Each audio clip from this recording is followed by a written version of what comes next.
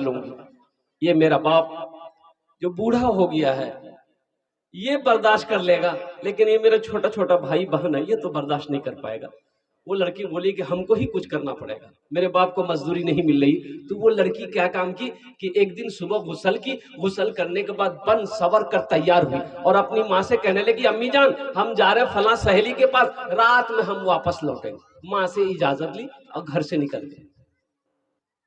नौजवानों सुनो, ये लड़की निकल तो गई, बाजार के चौराहे पे जाके खड़ी हो गई, दुपट्टा सर से नीचे उतार ली कि कोई ना कोई नौजवान की नजरें हमसे टकराएगी। अब वो दावत देगा गुनाह का, पैसे मिलेंगे, गुनाह तो हम कर लेंगे लेकिन मेरे घर का चूल्हा जल जाएगा, मेरा ये छोटा छोटा भाई मेरी छोटी बहनों के पेट भर जाएंगे, मेरे बुढ़ापे बूढ़ा बाप के क्या कहते हैं कि इस मुसीबत को देखी नहीं जाती है। ये नौजवान ये लड़की वो दुपट्टा सर से नीचे उतार कर बाल खोल कर चौराहे पे खड़ी रही, लेकिन अल्लाह अकबर कबीरा सुबह से लेके शाम हो गई लेकिन किसी नौजवान ने उसके तरफ निगाह उठाकर नहीं देखा। माँ परेशान हो गई कि दिन डूब गया अभी तक बच्ची आई नहीं है, देखते हैं कि थोड़ा अंधेरा हुआ बेटी घर आई है, अब कुर्बान जाओ। तो माँ पूछने लगी बेटी बहुत देर लगा दी, कहाँ चली गई थी? तो बेटी ने सच्चाई बताई, बेटी ने सच्चाई बताई कि माँ इस चूल्हे को जलाने के लिए मैं अपनी इज्जत को दांव पे लगाने गई थी, लेकिन कुर्बान जाओ कि सुबह से लेकर शाम तक मैं उस चौराहे पे खड़ी रही, किसी नौजवान की निगाह मेरे ऊपर नहीं आई। तो बाप ने तड़प कर कहा, बेटा तुम्हें कोई नौजवान कैसे देखता गंदी नजर से? तुम्हारे बाप ने आज तक किसी गैर महरम औरत की तरफ निगाह उठाकर नहीं देखा।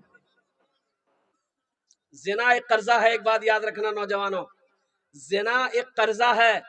आज किसी के साथ तुम ज़िना करोगे, बुराई करोगे, कल को तुम्हारी बहन के साथ, तुम्हारी बेटी के साथ, तुम्हारी रिश्तेदारों के साथ, किसी के ना किसी के साथ कोई ज़िना करेगा, यह कर्जा है। इसलिए बताया गया जिसकी जिंदगी अच्छी होगी उसकी मौत अच्छी होगी, जिसकी जिंदगी बुरी होगी उसकी मौत बुरी होगी। तो इंशाल्लाह जिंदगी अच्छी गुजारोगे। कितने लोग तैयार हैं? इंशाल्लाह हाथ उठा मेरे नौजवानों।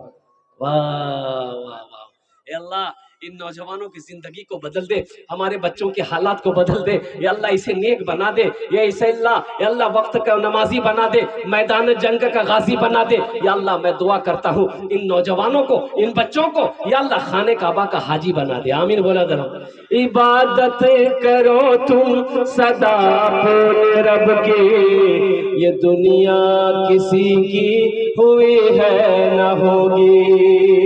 इबादत करो तुम सदा अपने रब की, ये दुनिया किसी की हुई है न होगी। इबादत करो तुम,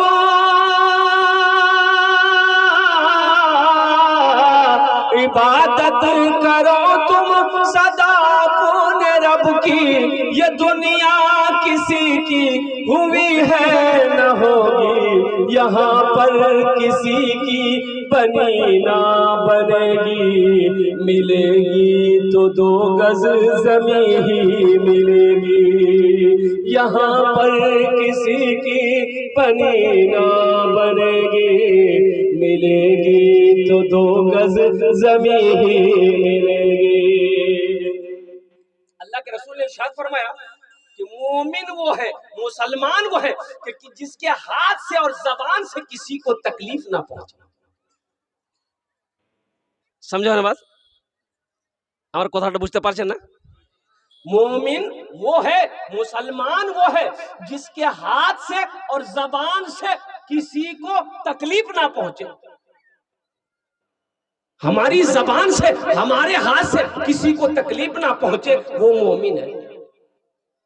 अब अगर हमारे हाथ से किसी को तकलीफ पहुंचती है, जबान से तकलीफ पहुंचती है, तो सोच लिए मेरा ईमान कहां है,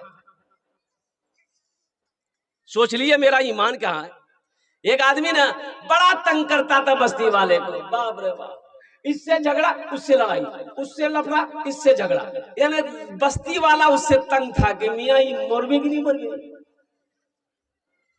परेशान करे था। हाँ, हर आदमी परेशान था।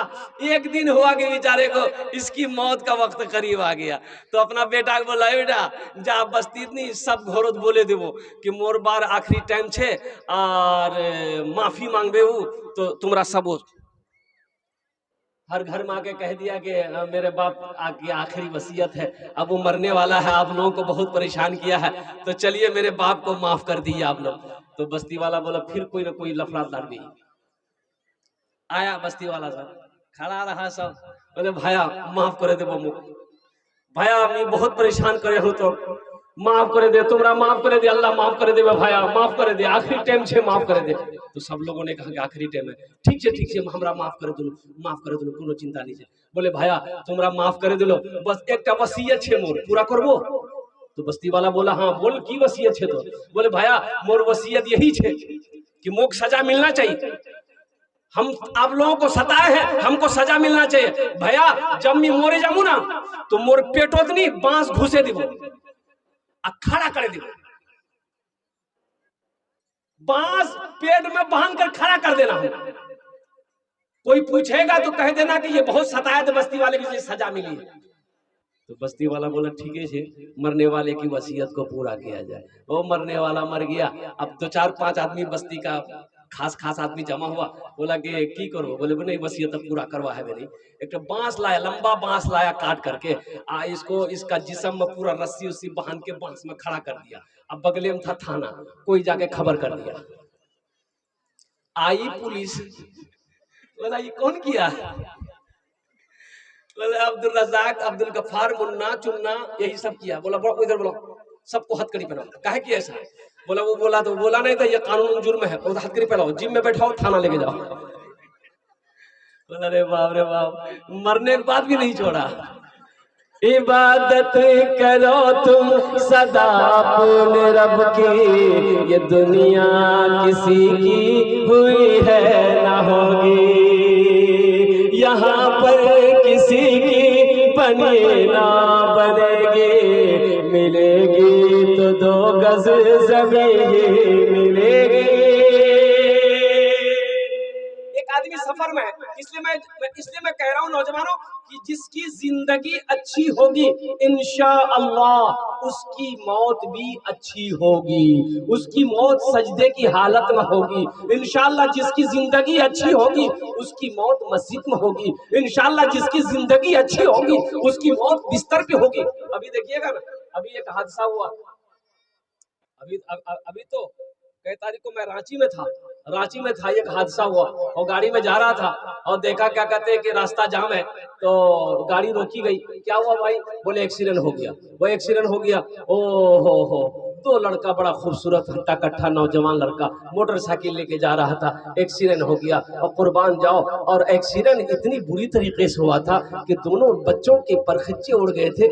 कहीं जिस्म का एक टुकड़ा यहाँ है, कहीं पाँव वहाँ है, कहीं हाथ वहाँ है, कहीं सर वहाँ है।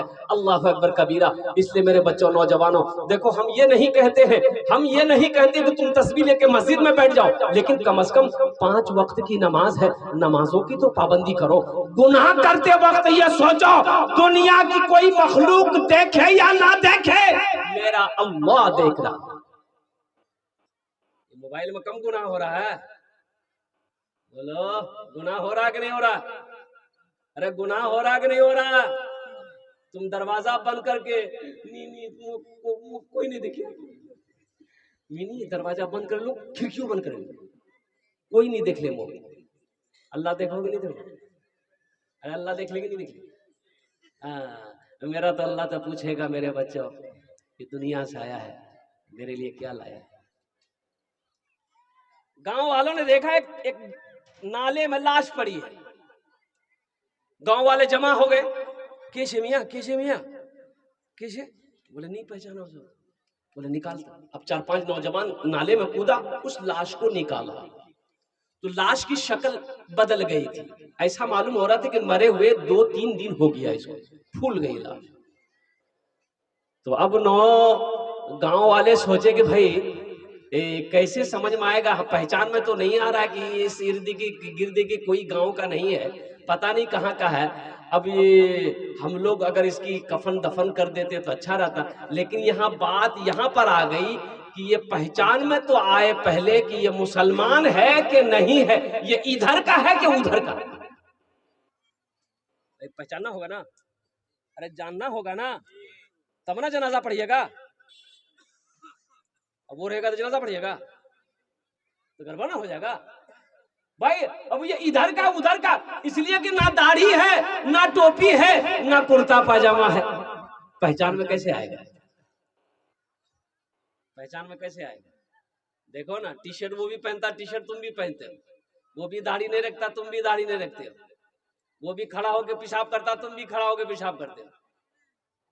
हाँ, उसका नाम भी मंटू, तुम्हारा नाम भी चिंटू, तो कन्ने पहचान जाए, पहचान जावे? अरे बोलो ना भाई, पहचान में जाएगा? कुर्बान जाओ।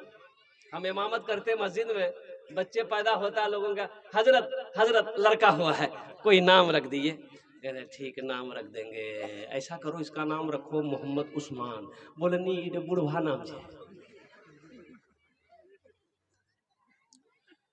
तो हमने कहा कि तो बुढ़वा नाम तो कैसा नाम चाहिए? बोली कोई ऐसा नाम दिए जो जवान नाम हो।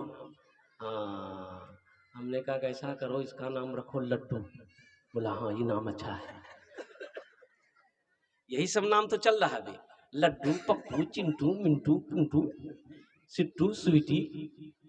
अब वो क्या नाम चलता है अभी? देखिए पहले जमाने में ना बड़ा ऐसा ऐसा नाम होता था कि लोगत में अभी नाम का माने खोजिएगा नहीं मिलेगा।